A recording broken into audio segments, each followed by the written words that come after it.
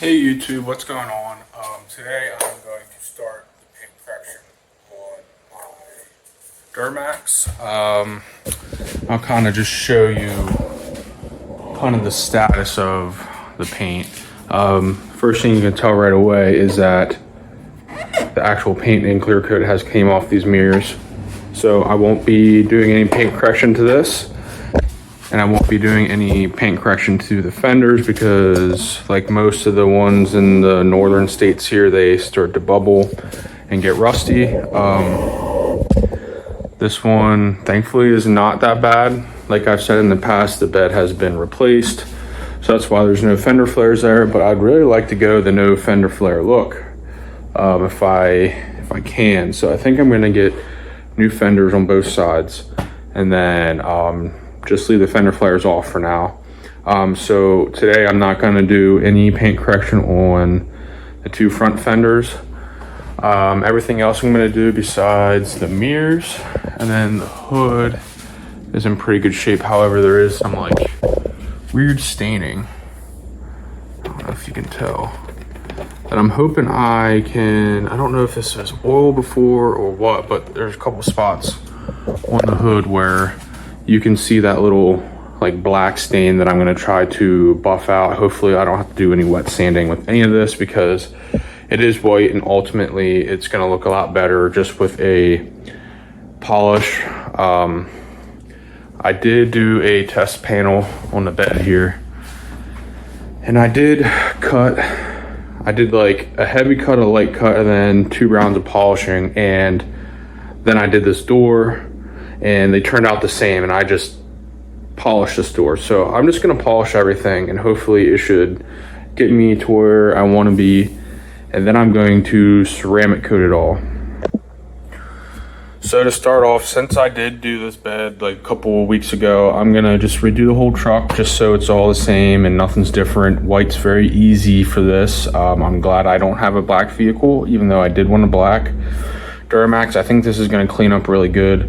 So I'm just going to put it on time lapse and I'm going to work my way down. And I've already washed the truck.